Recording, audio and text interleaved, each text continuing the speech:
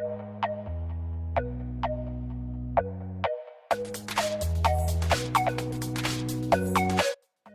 and welcome to the BetterU Podcast, where we go in depth and get to listen to stories of hope, strength, and courage straight from some of the leading health, wellness, and fitness experts who help transform lives one person at a time. I am your host, RKaye, and today we are joined by primary care physician, board certified in obesity medicine, speaker, educator, advocate, and host of Back on Track, Achieving Healthy Weight Loss podcast, Dr. Alicia Shelly. Good afternoon and welcome to the show. Yes, thank you so much for having me. I'm so glad to be here. Of course, well, as a doctor, I know that you have so many things that you have to give importance to, and your time is, of course, very, very precious to us. And so today, we'd like to, know more about your advice as a doctor, as a physician, what it is really that a lot of us need to know more about health and fitness and, improving our wellness. But of course, before that, I would like for you to introduce yourself and let us know how it all began. Yeah. So I think it's so important. I'm so glad that you're talking about this and how we can live better lives, and then not only that, have like a healthier wellness, because life is too short, and so we definitely want to be able to live it to the fullest and live it where we feel healthy and we're able to do things. So my story actually begins. I actually have suffered with obesity as a child. It was something that I started maybe at age 5 for me. And it was something that I kind of had throughout elementary, middle, college. So it's something that I've been struggling with or working on since then. And I remember periods of my life where I would lose weight by being really drastic and then gain it right back when I went back to my normal habits. And so it got to the point for me where it was just too overwhelming. I had reached the highest weight and I just did not like where I was going, my trajectory. And so I ended up undergoing bariatric surgery. And it was very helpful. I was able to lose 80 pounds with it. I felt good. I started running and exercising. Like I could do more things. I could live a better, healthy, wellness life. But then, there's things that come in place like stress. And so I was going through burnout and I was stressed out. And the weight started trickling back. I had stopped doing the things that maintain my weight with the physical activity. I just didn't care about anything. I just stopped. And eventually I got to the place when I looked at where the scale was, I had gained about half of the weight that I had lost, about 40 pounds. And I was like, oh no, we cannot go back to where we had been, because that was a place where I felt uncomfortable. I felt more sluggish. I didn't feel as energized as I did when I was at lesser weight. And so that's when I started realizing this has to be a lifestyle change. This has to be more of what I do on a daily basis. Like this has to be who I am, not just what I'm doing for the moment. And so I started implementing different healthy habits. I went back to, I actually picked up a personal trainer to kind of help with being consistent and being my accountability. And then I started with focusing on what I was eating. And I didn't do all of this at once. I kind of took my time here, focusing on one thing at a time, because sometimes we think we have to do everything all at once. And in essence, you really just start with one thing, master that one thing, and then keep moving to the next. And so that's what I did. I ended up restarting anti-obesity medications to help with that as well. And with that combination of, and I didn't mention it, physical activity. So starting being active, starting slow and working my way up. But as it continued on, I started to not only get back to where I was, but I was able to lose even more weight. And so I'm definitely in a better place now. I realized that for me, I enjoy I didn't realize this before, but I'm one of these people that are really competitive at like the small things. I play dominoes online and I'm like, I need to win every single time. And it's like you're playing this online. You're not even getting any money. You're not getting nothing for this. But I realized that for me, doing a race or running a race or preparing for the race helps me to kind of stay active. So I found things that I enjoy.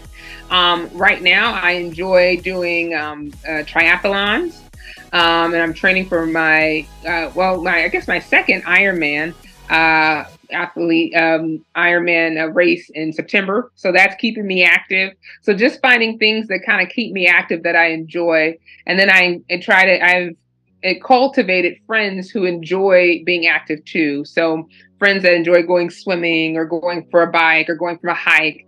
That really makes a difference too. So I've been not necessarily I've improved, but I've been able to reach out to people who can help me stay active too.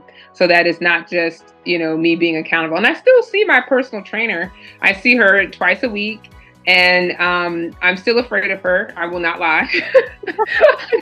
I don't call out. She's gonna ask me why, and I have a good reason.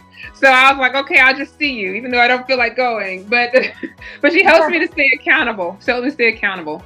And so I find different ways to kind of help stay healthy overall. The one biggest thing, because that one thing that allowed me to gain weight was the burnout. So I try to place, I can't say I am always successful in overcoming my burnout, but I'm more mindful of it. So when I see that I'm getting into that rut where, oh my gosh, I'm feeling overwhelmed, I'm getting like anxiety, I try to find ways to reduce that, making sure that I have recovery time where I can, instead of having to do everything that's on that to-do list, I will kind of just, spend 2 hours and go to a movie or go and hang out with a friend or go call a friend, finding ways where I can help release my stress that are more positive than me to eat. Because I'm not going to lie, I still have cravings. When I get stressed out, I would like some ice cream. I would like a pizza. I like all these things. The good thing is that I don't buy it. So it's not in the house. So in order for me to get it, I have to leave my house and go buy it. And so since I'm that lazy, I will not go eat it. But, I just make sure that I have things that kind of help when I'm having these different cravings, and just kind of realizing that this is a lifestyle. The other thing that I do is I try to stop beating myself up, because in my mind before, it was like I had to do everything or nothing at all. And so by me allowing myself some grace, when I do feel stressed out or when I do have that craving, I don't let it be the end all be all. I don't bring myself down this rabbit hole of you're the worst person ever. Like I'm like, hey, we drank a soda. It's okay. Let's just drink water going forward. So I try to kind of be kind to myself as well, knowing that this is a lifestyle change and not it's a marathon, not a sprint. And the good thing is that it's helped me to be able to maintain my weight. So even since, because it was a couple of years ago, it was actually before COVID when I saw my weight go back up. Since that time, I've been able to manage it even during COVID when we were at home and really couldn't exercise, go to the gym or anything like that. I absolutely love what you just shared, because it makes people realize that, number one, you do have your own trainer. So doctors do and can have their own trainers, right? So it's basically like coaches having coaches. And you are right, like it doesn't really matter what stature you have in life, like the accountability that you need, it just needs to be there, right? And I also absolutely love that you are giving all of our listeners relatable situations, because all of us are just really human. Like you mentioned, everyone like have their little ice cream or a chocolate or whatever cheat meal that you can have. And you're right, don't beat yourself up if there's like certain situations that happen. It happens. That's fine. You can always reset. And what I love about the work, well, of course I just talked to you a little through the social media, but what I love about the work that you do share with us, it's all very, like I said, relatable. And so, are there certain situations that have already happened in your own life that you seem to share with others? Like maybe like a story that you commonly share with everyone that everyone really relates to, and you're like, okay, I seem to be sharing this story to everybody, and it seems to be very helpful. Do you have any experience like that so far? Yeah, definitely. Well, I hope everyone can relate to it. Definitely have stories of kind of with the, let's see. Now I'm trying to figure out which one. So, because a lot of it, I think the story that I have with the gaining weight, losing weight, gaining weight, losing weight, that's something that we all kind of have experienced. If not everybody has experienced it, because some people don't have to worry about their weight. In fact, they're the opposite. They were trying to gain weight. But sometimes if you've been like kind of a diet yo-yoer where you're kind of going up and down, I think that is one story that I think we all experience. And sometimes I would say this story, and I preface that to say one of my experiences with different diets was the lemonade diet. And basically you would drink for 7 days, you would drink lemonade, like lemons and water with cayenne pepper. Like it was a lot of all this kind of stuff. And I don't know what I was trying to do. Like maybe I was just trying to lose weight in general, like 10 pounds or something like that. And that was all you drank for like 7 days. And then when I tell you, I almost died. I thought the death was upon me. By the 6th day. I can only imagine. I was like, oh my gosh, I can't make it. So I ended up stopping the 6th day. And I'm sure I probably lost some weight. I don't remember how much weight I lost, but it came right back, And so a lot of times, sometimes we're trying to lose weight, we pick like different, these fad diets that we hear of people that are online. You're like, oh, so-and-so did this, so-and-so did that, and they did well with it. They did the juice diet, or they did this. And sometimes it's not the best for you, because in my case, I thought I was going to die. So I was like, I need substance.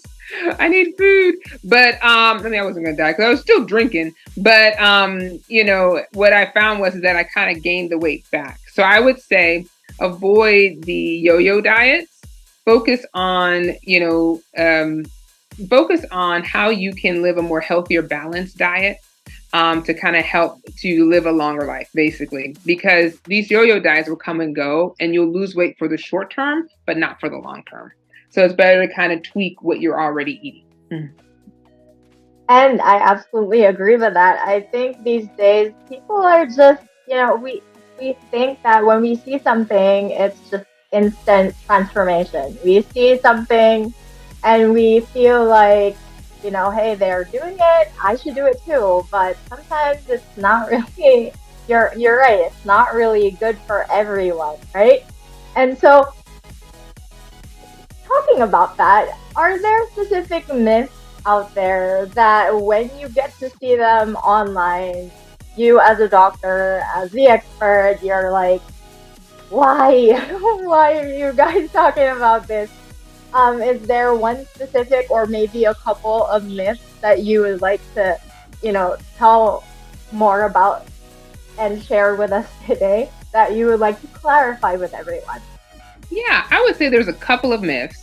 So I'll start with this. I have at least two. So with the first myth, it's that you have to do one particular diet. Like one diet, like you have to do the low carb diet, or you have to do the Mediterranean diet in order to lose weight. And the reason being is that really the best diet for you is the diet that you can stick to. And so although you may hear of your friends doing all these different diets, the paleo diet, the Atkins diet, the intermittent fasting, it's best to find what works best for you.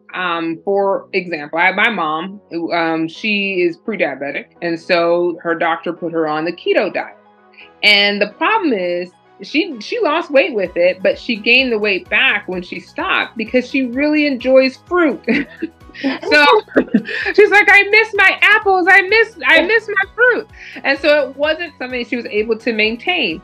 And so what worked better for her was, yes, she was still, instead of doing the keto diet, where it's a very low carb, she did maybe a lower carb diet, where it had a little bit more carbs. So she was able to eat her fruit and still be happy and still be able to lose weight. So I say that to say, first myth is there's not one diet that's the end all be all of diets. It's the diet that you can stick to and maintain is the diet that will help you lose weight. The second myth, and this is the one that kind of makes me kind of pull my hair here, is when they talk about, they call it the Ozempic face or the Ozempic butt or the Ozempic arms or the Ozempic body.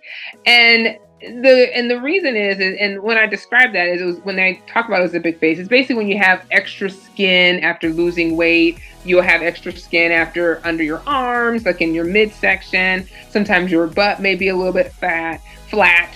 And it's not necessarily Ozempic or the medication that's causing this. It's just the fact that you've lost weight and you haven't been toning.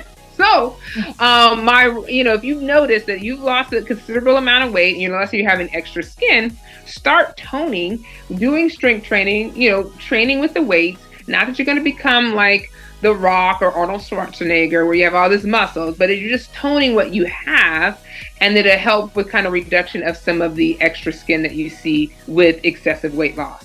But yeah, it's not the Ozempic that's causing it. It's just weight loss in general. All right, well, see, like, sometimes we just really need somebody to tell us these things and for someone to, like, really fact check everything, right? So far, has there been any particular proud moment that you yourself or with someone that you have helped out as a doctor has there been your most proudest achievement or moment or story that you could share with us today that has become maybe added motivation and inspiration for you to keep doing what you love to do? Yeah. So I would say one proud moment. So I'm always very happy whenever my patients lose weight. And I'm not that I'm not happy when they don't lose weight, but it's when you see them, not only have they lost weight, but they have more confidence. They have more flair. You could tell as they walk in the room, like they're exuding this confidence. Like that's always exciting for me to see that. And although they're like, I did nothing. I'm just your cheerleader. I'm like your, what's it called? Your Yoda to your Luke Skywalker. I'm just the person guiding you through the moment. And so, but it does make me feel proud. But I have one particular patient that was really amazing. So he came to me, I would say a good 2 years ago. And we were talking about his weight, and he was saying that he was having a lot of health issues because of his weight. And every time he goes to a doctor, they're like, lose weight, lose weight. And so he's like, listen, I'm going to lose weight, and then they can't tell me it's my weight anymore. And so he set out, and we talked about what to do. And he set out with, and he did it without any medications. Because he got sick. He was really sickly. And so certain medications just really caused him to be sick. So we were like, we're just going to have to do it with focusing on how you're eating, focusing on your physical activity. And he did that. He started eating healthier. He was able to maintain his calories. He actually did not start exercising at first because he had so much pain when he exercised. Like he'd have chest pain, and it would cause anxiety. So he would just kind of focus on the eating part of it. And what I found was that, and every time he would come in, he'd be like, I'm going to lose this weight. I'm going to lose this weight. And I'm like, yes, you're going to do it. You're going to do it. And so, and sometimes I would see him once a month, every 2 months. Like I would see him frequently. And every time he would tell me that. And you would just see as the weight was just going down. And he is like 5 pounds away from his goal weight. Like in my mind, he's already won because he's lost like 200 pounds. So in my way, he's already won. But in his mind, he's like, I need to be this particular weight. So I think it was to be 165, and he's like 169. So he's like 4 pounds away. But and now you can just see the change. Like, yes, he was having a lot of pain. He still has pain, but it's not as bad. They were able to figure out exactly what was wrong with him, because he was having all these symptoms, but because people just wouldn't overlook his weight, he wasn't able to get a proper assessment. So he was found to have MS. And so that's just sometimes providers, we can have a lot of bias. And sometimes we just say, oh, it's your weight. But sometimes it's more than that. And because we're biased against that, it causes delayed diagnosis. But anyway, so sorry, that's my soapbox on that. We need to have more of an open mind, is what I would say there. But what really was proud is the fact that he was able to lose it. And I was just part of that journey. I was just there ready to come and just chat and encourage and kind of keep him moving. But so I would say definitely that was one of the prouder moments that I've had. That is an absolutely lovely story. I just love having the guests on the show share their stories of transformation through their patients, through their clients. And it's just amazing to me how, people like you have taken their time to really consider the fact that this is what I want to do. I want to help other people because I experienced it myself. And to me, it always gives me goosebumps. So thank you for sharing that story with us today, Doc.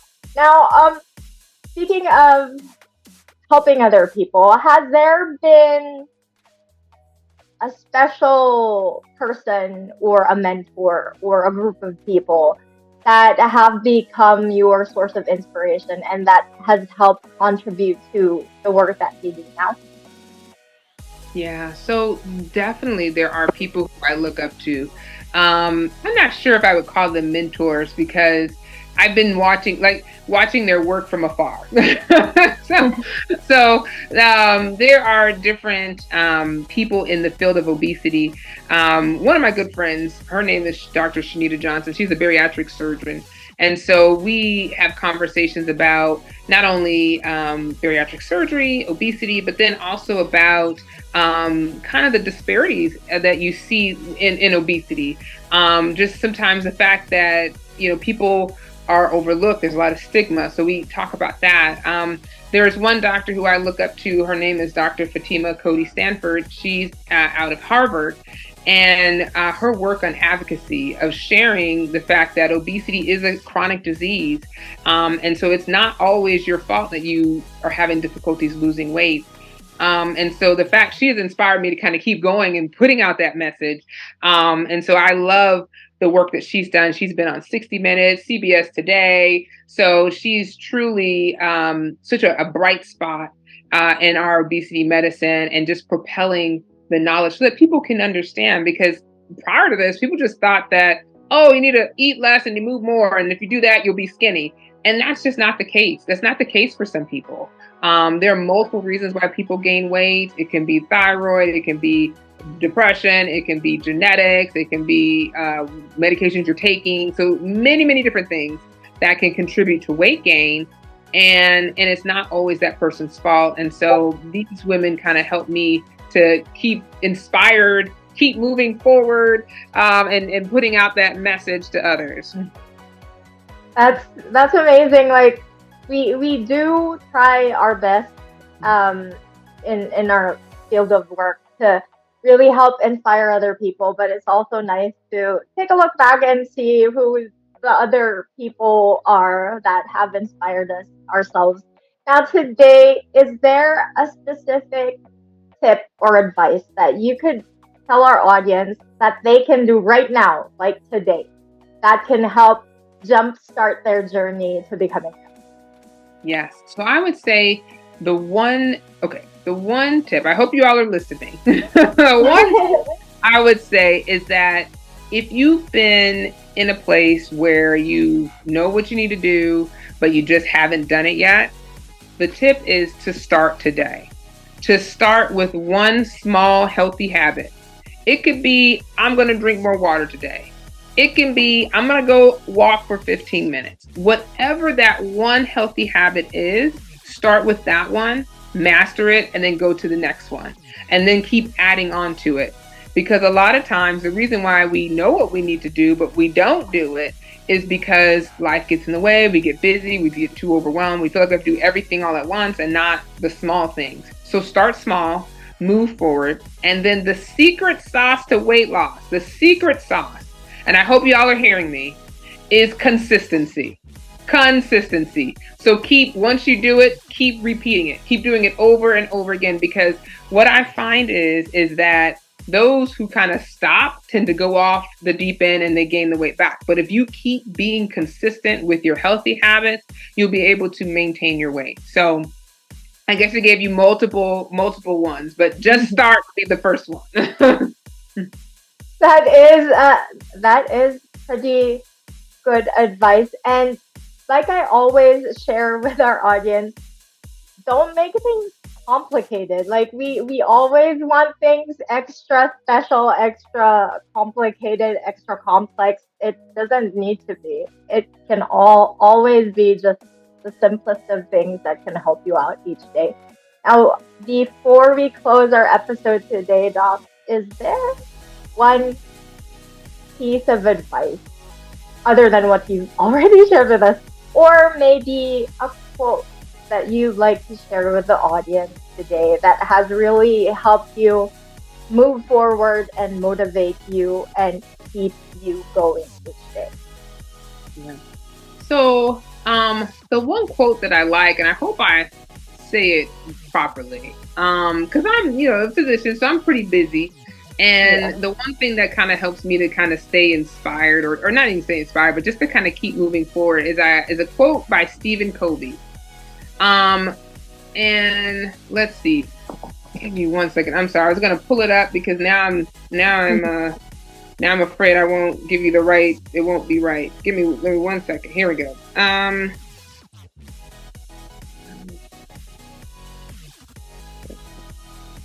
Okay. So the one quote I would say, because of course you can't find it when you're looking for it, is this. All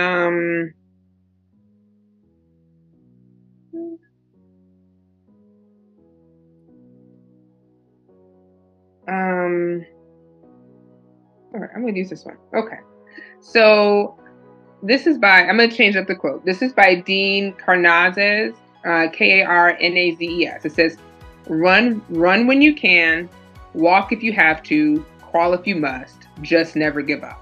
And I think that's kind of how I live my life. I do the best I can when I can do it. And whether I have to, and it may not be best, I may not win the race, but if I run when I can, walk if I have to, crawl if I must, but just never give up. That's the one quote that I would say that I live by for sure. And I will have to send you, I don't know why I can't remember that Stephen Covey one. It was about basically scheduling your priorities. I can't remember it off the top of my head, so I'm sorry. Because you never have time for anything. So you just have to schedule what your priorities are. And I have to limit the list because everything wants to be a priority. But I'm like, all right, I got 3 things that I'm going to do today. I'm going to focus on those 3 things and be happy if I finish the 3 things. So yeah, those would be the 2. I can't remember the other one. Those are actually lovely quotes that people can really look into and try to apply to their daily lives as well. Thank you so much for that. Now, of course, we're closing up today's episode, but not before I tell you guys that if you'd like to get to see Dr. Alicia's work, I'll leave all of her wonderful links, her website and Instagram, Facebook, all of that wonderful stuff in the description box below, so you can go stalk her like I did. Alright. So thank you so much for joining us today, Dr. Alicia, and to everyone watching the show. Again, always remember to never give up on your movement journey because it's never too late to move. Bye-bye, guys. See ya.